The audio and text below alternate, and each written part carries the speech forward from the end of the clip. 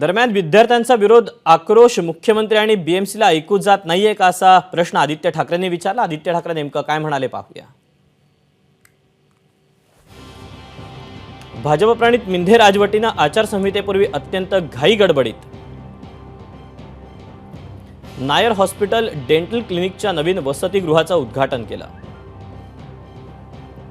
पण आजची परिस्थिती अशी आहे, जवळपास 10 दिवस वसतिगृहात वीज आणि पाणी नाही। फायर अलार्म काम करत नाहीत। गेल्या आठवड्यात आग लागली।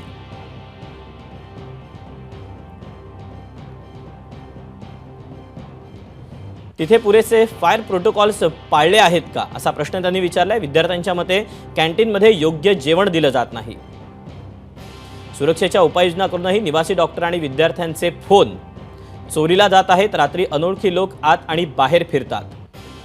विद्यार्थ्यांचा आक्रोश घटनाबाह्य मुख्यमंत्री आणि बीएमसीला ऐकू जात नाही का असा सवाल आदित्य ठाकरेंनी विचारलाय। मिंदे गँग भाजपसोबत आपल्या जागांच्या वाटाघाटी आणि घाणेरडं राजकारण करण्यात व्यस्त आहे। त्यांना फक्त होर्डिंग्स आणि बॅनर्स लावून उद्घाटनाची नाटकं करणं हवं असतं। भाजप आणि मिंधे गँगवाले महाराष्ट्राचा एवढा द्वेष का करतात?